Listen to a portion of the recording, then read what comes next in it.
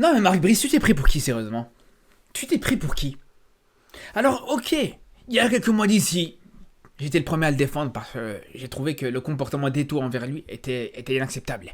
C'est vrai que, voilà, quand on voit que le mec il arrive, il voit qu'il n'a pas d'équipement pour s'entraîner, pour entraîner ses joueurs, on voit que ses joueurs n'ont pas de maillot, de tenue pour s'entraîner aussi, qu'il n'y a pas de ballon, qu'il n'y a pas de choses comme ça, qu'il ne peut pas faire les choses qu'il doit faire. Quand on voit que le mec, il est là, il voit l'arrivée d'Eto à son bureau, avec Eto qui commence à le menacer, Eto vraiment, qui clairement veut chercher l'altercation avec lui. Je me dis, ouais, il a raison peut-être de répondre un petit peu, de provoquer un petit peu, de répondre aux provocations d'Eto. Parce qu'on sait aussi, Eto, il a un ego assez surdimensionné. C'est quelqu'un avec un fort caractère, donc ouais, c'est normal qu'il réponde par rapport à ça. Il n'y a pas de problème. Mais entre-temps, les mois ils sont passés, les semaines elles sont passées. Entre-temps, voilà, je pense que tout le monde a presque oublié cette altération. Entre-temps, il y a de l'eau qui a coulé sous les ponts.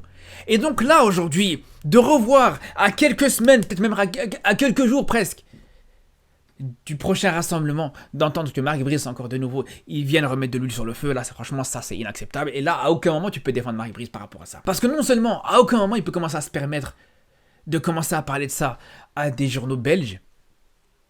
À la limite, t'en parles quand t'es au Cameroun, quand t'es avec des Camerounais, à la limite avec des journaux camerounais, ok, pourquoi pas.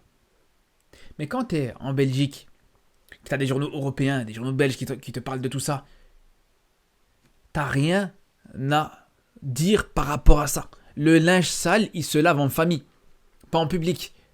Donc au bout d'un moment, ok, t'as des journalistes belges ou européens de manière générale qui vont te poser la question, qui vont essayer bien sûr, de gratter des petites infos, des petites choses pour vendre leurs journaux, ce qui est normal, ce qui est le travail des journalistes, mais faut pas rentrer dans leur jeu. Eux, c'est ce qu'ils cherchent. Eux, ils veulent juste du sang, ils cherchent juste du sang, du drama. Ils veulent juste, ce qui s'est passé en fait. Ils veulent que Marc Brice il crache sur Eto. Et ça, non, ça c'est inacceptable, les gars. Je veux bien qu'encore une fois, que Marc Brice s'est défendu la dernière fois quand il fallait se défendre, ok. Mais là, quand on voit que, encore une fois, les choses, elles se sont passées, et que tu viens ouvertement manquer de respect à Eto, qui a absolument rien demandé là pour le coup, Eto, il était dans son coin, il a rien demandé à personne, il était au Cameroun, pendant que toi t'étais en Belgique, et tu viens commencer à reparler des histoires d'Eto, et à rajouter une couche en disant, ouais non mais Eto, il a rien fait dans le football, ok, il a eu une bonne carrière en tant que joueur, mais il a rien foutu en tant qu'entraîneur, en tant que président de fédération. Non, ça les gars, franchement, ça c'est n'importe quoi là. Vraiment, là, Marc Brice, il commence à devenir fou. Alors, ok, il a fait un bon match contre le Cap-Vert, il n'y a pas de problème. Il a réussi à répondre présent dans un match où personne ne l'attendait, avec des conditions très compliquées pour s'entraîner ou pour se préparer, ok. Mais c'est pas parce que tu as gagné contre le Cap-Vert que tu dois commencer à fanfaronner partout. C'est pas parce que tu as gagné contre le Cap-Vert que tu dois nous faire ici l'homme de la situation, que tu dois nous faire le gangster ici par rapport à Eto. Donc, au bout d'un moment, lui aussi, il doit redescendre par rapport à ça. Parce que quand même, on parle pas de n'importe qui, on parle de Eto, on parle quand même d'une légende du football africain, voire même du football en général. Et quand tu parles de quelqu'un comme ça, t'en parles avec respect. Et encore une fois, voilà, je vous le dis, je vous le redis, encore une fois, je repense à la dernière fois quand il y a eu cette altercation où les deux hommes ils se sont trouvés en face, il n'y a pas de problème que Marc Brice a répondu, il n'y a pas de problème. Ça fait partie du truc, Eto a voulu chercher, Marc Brice a répondu, ok, voilà, on va pas revenir là-dessus. Mais commencer à reparler comme ça sur Eto, non, franchement, là c'est pathétique. Les gars, franchement, ça c'est inacceptable. On ne demande pas de commencer à nous commenter l'actualité du football camerounais ou à commenter ce qu'a fait Eto, ce qu'a pas fait Eto. Ce qu'on te demande, ce que tu dois faire, c'est de préparer ton équipe, c'est entraîner ton équipe pour les prochains matchs, pour les qualifications, pour la prochaine CAN, pour les prochaines échéances. On ne demande pas de nous faire le chroniqueur, le consultant, laisse ça à nous, les youtubeurs par exemple. Donc au bout d'un moment, ouais, bien sûr, encore une fois, des journalistes, ils vont essayer de te tirer les verres du nez, ils vont essayer de trouver un petit peu des choses croustillantes que tu pourrais dire. Mais rentre pas dans leur jeu, t'as je sais pas combien d'années de carrière. Et tu tombes comme ça dans un piège aussi débile. Ok, le journaliste il va te poser, ouais, qu'est-ce qui s'est passé avec Eto la dernière fois pourquoi il y a eu cette altercation? Tu dis voilà, c'est une altercation qui a eu lieu, on a eu un désaccord, maintenant voilà, c'est passé. Même si c'est pas passé, même si encore aujourd'hui, peut-être qu'il y a encore ce problème qui est encore d'actualité entre toi et Eto, tu la fermes. Parce que, encore une fois, voilà, là aussi, nous, on s'attendait peut-être que ça allait être un coach qui avait de la bonne foi, qui était là justement avec une bonne volonté, qui avait cette volonté justement de, clairement, de faire avancer le football camerounais, le football africain. Mais là, quand tu vois que le mec, il est là, il est encore en fonction quand même. Alors, où on parle, il est encore en fonction. Et il se permet clairement de cracher sur, mais clairement, son supérieur hiérarchique. Il se permet, encore une fois, de cracher sur une légende du football africain. Alors que là, pour le coup, Eto'o, encore une fois, il a absolument rien demandé. Non, je vous dis, là, c'est honteux. Ça, c'est un comportement, je vous dis, de petites gamines, de petites, voilà, des petites adolescentes comme ça qui parlent les unes sur les autres. Franchement, c'est ridicule. C'est pas un comportement d'homme, ça. Je suis désolé, les gars.